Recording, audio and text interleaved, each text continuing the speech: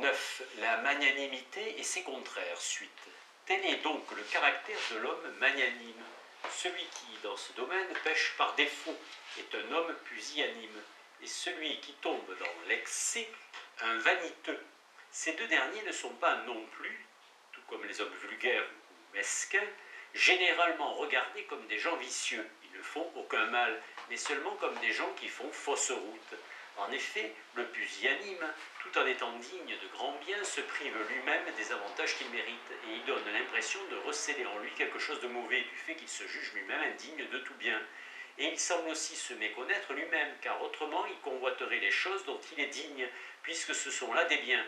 Non pas toutefois que les hommes de cette sorte soient tenus pour des sots, ce sont plutôt des timides, mais cette opinion qu'ils ont d'eux-mêmes ne fait, semble-t-il bien, que renforcer leur infériorité. Chaque classe d'hommes, en effet, tend au bien correspondant à son mérite. Or, les pusillanimes s'abstiennent de toute action et de toute occupation vertueuse, dans la pensée qu'ils en sont indignes, et ils se comportent de même à l'égard des biens extérieurs. Les vaniteux, au contraire, sont des sots qui s'ignorent eux-mêmes, et on s'en aperçoit, car tout comme s'ils en étaient dignes, ils entreprennent des tâches honorables, et l'événement ne tarde pas à les confondre. Ils veulent briller par la parure, le maintien et autres avantages de ce genre. Ils souhaitent que les dons que la fortune leur a départis apparaissent au grand jour, et ils en font état dans leurs paroles, croyant en tirer de la considération.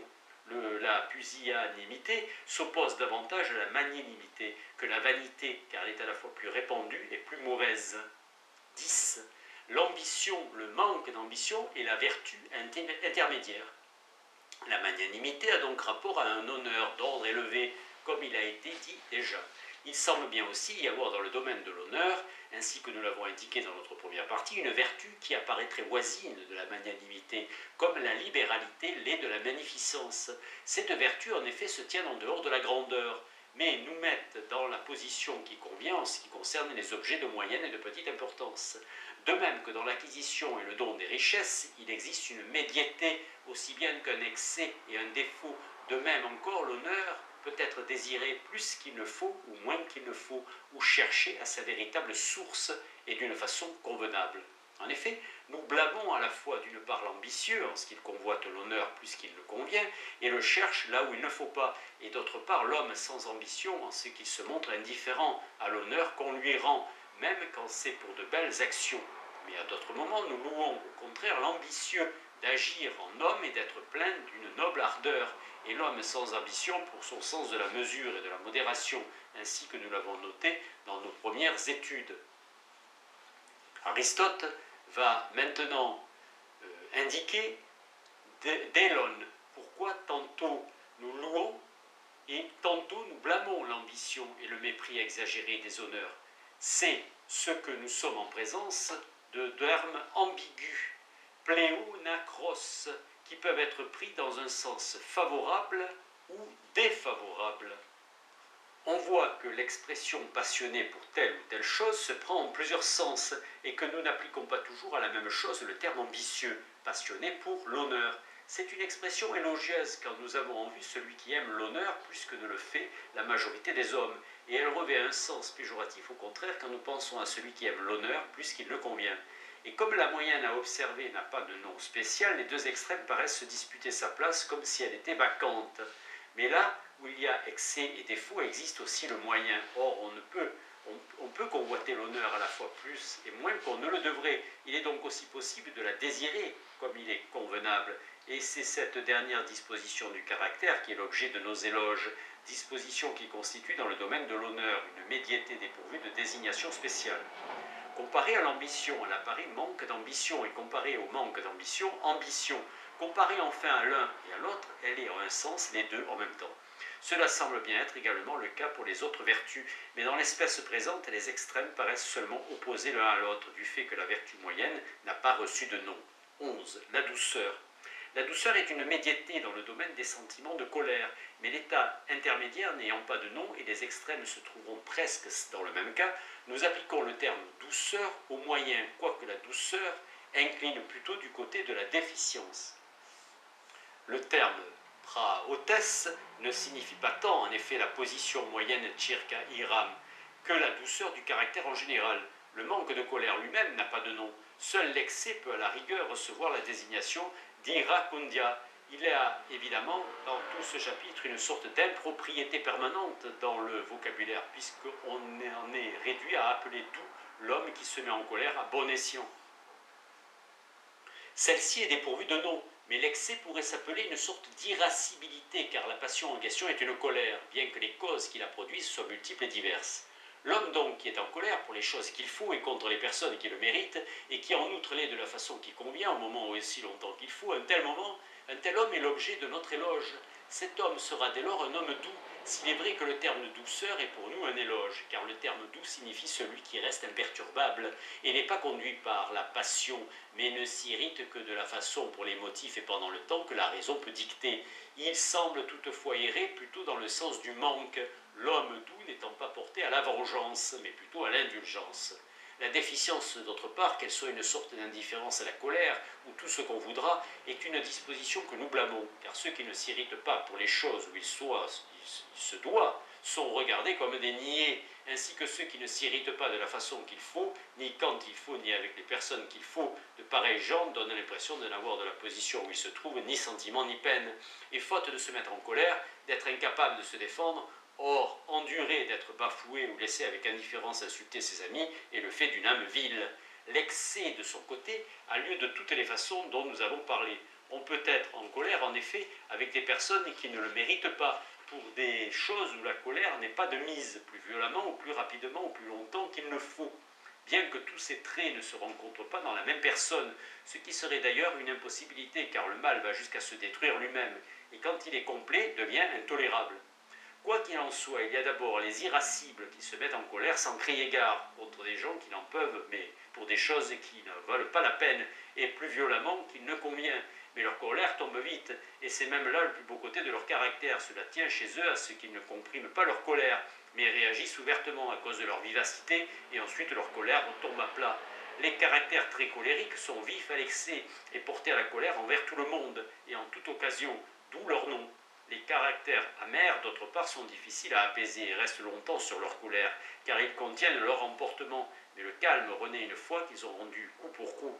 La vengeance fait cesser leur colère en faisant succéder en eux le plaisir à la peine. Mais si ces représailles n'ont pas lieu, ils continuent à porter le fardeau de leur ressentiment, car leurs rancunes n'apparaissent pas au dehors. Personne ne tente de les apaiser.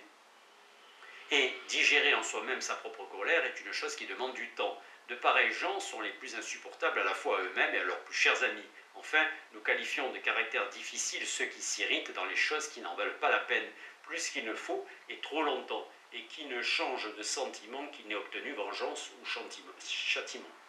À la douceur, nous donnons comme opposé plutôt l'excès que le défaut, parce que l'excès est plus répandu, le désir de se venger est un sentiment plus naturel à l'homme que l'oubli des injures, et aussi parce que les caractères difficiles s'adaptent avec plus de peine à la vie en société. Ce que nous avons indiqué dans nos précédentes analyses reçoit un surcroît d'évidence de ce que nous disons présentement, à savoir qu'il n'est pas aisé de déterminer comment, à l'égard de qui, pour quel motif et pendant combien de temps on doit être en colère, et à quel point précis, en agissant ainsi, on cesse d'avoir raison et on commence à avoir tort. En effet, une légère transgression de la limite permise n'est pas pour autant blâmée, qu'elle se produise du côté du plus ou du côté du moins. Ainsi, parfois nous louons ceux qui pêchent par insuffisance et les qualifions de doux, et d'autre part nous louons les caractères difficiles pour leur virilité qui dans notre pensée les rend aptes au commandement. Dès lors, il n'est pas aisé de définir dans l'abstrait de combien et de quelle façon il faut franchir la juste limite pour encourir le blâme. Cela rentre dans le domaine de l'individuel, la discrimination est du ressort de la sensation. Mais ce qui est du moins clair, c'est l'appréciation favorable que mérite la disposition moyenne, selon laquelle nous nous mettons en colère avec les personnes qu'il faut pour des choses qui en valent la peine, de la façon qui convient, et ainsi de suite, et que d'autre part l'excès et le défaut sont également blâmables. Blâme léger pour un faible écart, plus accentué si l'écart est plus grand, et d'une grande sévérité enfin quand l'écart est considérable. On voit donc clairement que c'est à la disposition moyenne que nous devons nous attacher. 12. L'affabilité et ses vices opposés. Les états ayant rapport à la colère ont été suffisamment étudiés. Dans les relations journalières, la vie en société, le commerce, de la conversation et des affaires, certains sont considérés comme des gens complaisants, qui se font un plaisir de tout approuver et de n'opposer jamais de résistance, estimant que c'est pour eux un devoir d'éviter toute contrariété à leur entourage.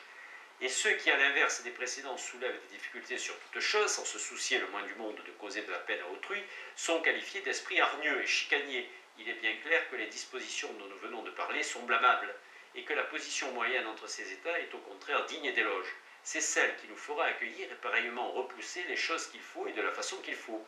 Mais aucun nom n'a été assigné à cette disposition, quoiqu'elle ait la plus grande ressemblance avec l'amitié. Car celui qui répond à cette disposition moyenne est cette sorte d'homme que nous entendons désigner par l'expression de bon ami, s'il y ajoute l'affection. La simple amabilité peut devenir de l'amitié quand s'y ajoute l'affection.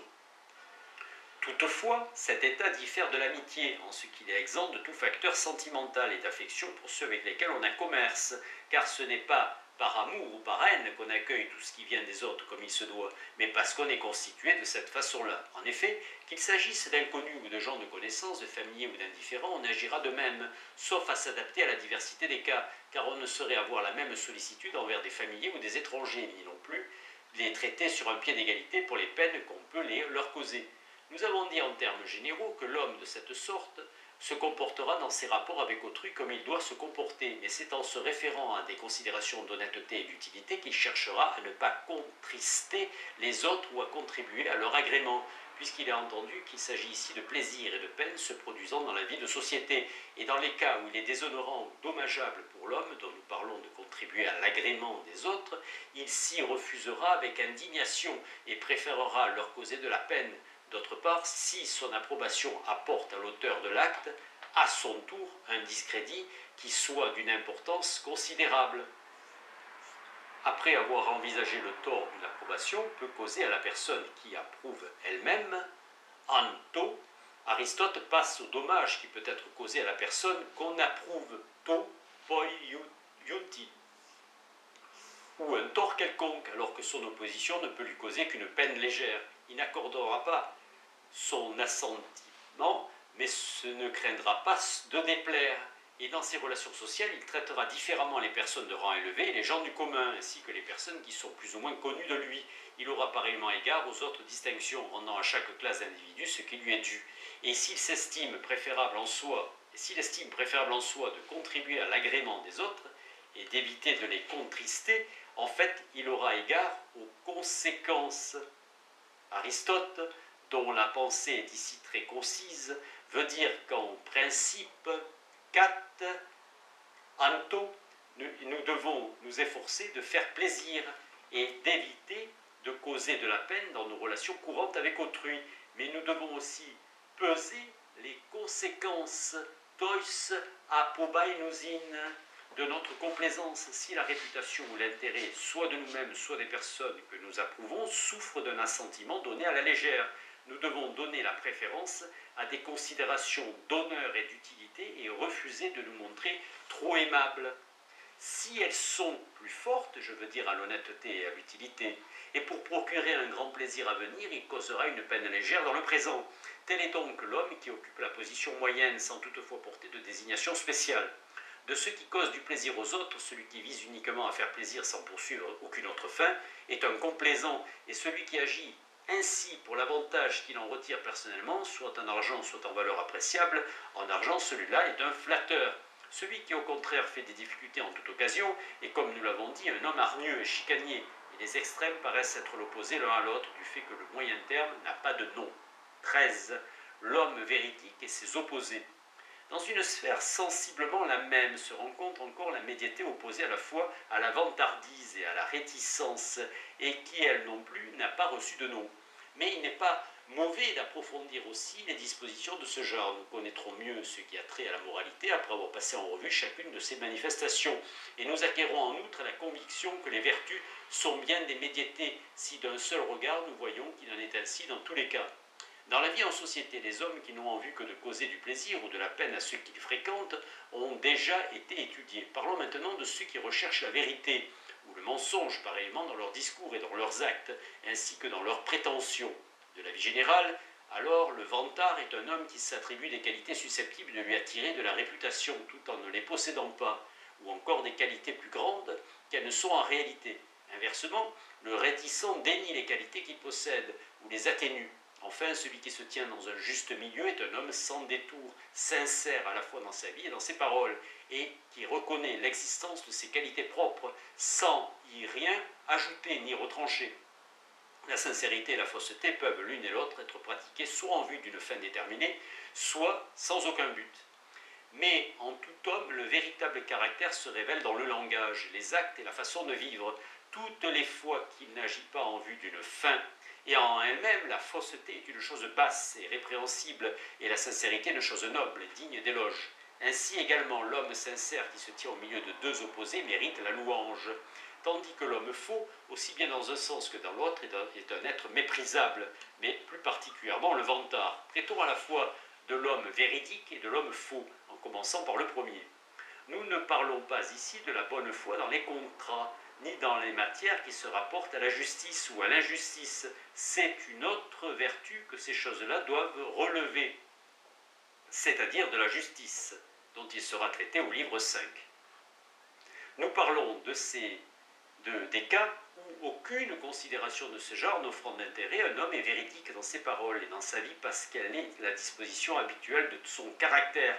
On peut penser qu'un pareil homme est un homme de bien. En effet, celui qui aime la vérité et se montre sincère, même dans des choses où cela n'importe en rien, sera à plus forte raison encore sincère dans les cas où cela présente de l'intérêt.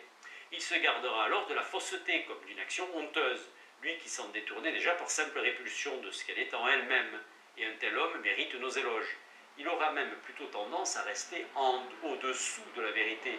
Et c'est là une attitude qui, de toute évidence, est de meilleur ton, toute exagération étant à charge aux autres.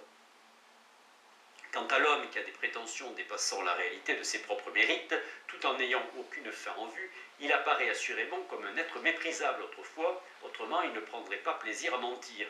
Mais il donne pourtant l'impression d'être plus vain que méchant. Supposons maintenant qu'il agisse dans un but déterminé. Si c'est en vue de la gloire ou de l'honneur, il n'y a trop rien à reprendre. C'est précisément le cas du vantard.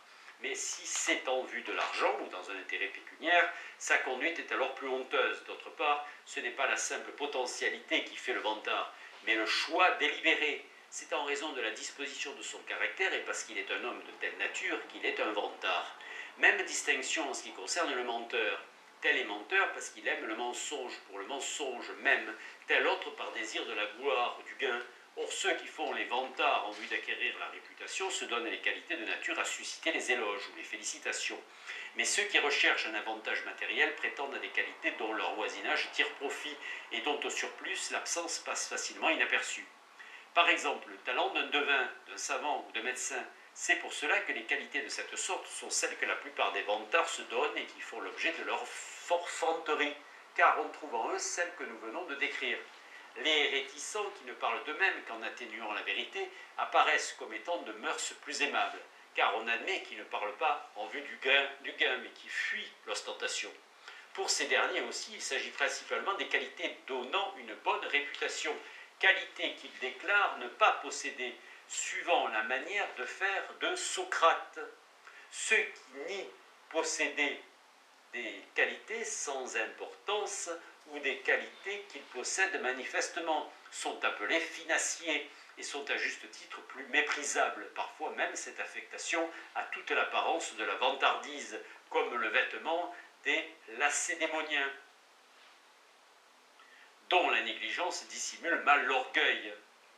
Pensez au mot de Socrate à Antisthène, rapporté par Diogène Laërce. « Je vois ton orgueil à travers ton manteau », car l'excès aussi bien que la déficience poussée trop loin ont quelque chose de fanfaron.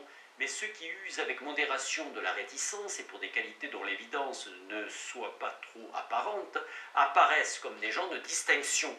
Enfin, le vantard paraît bien être l'opposé de l'homme sincère, car il est pire que le réticent.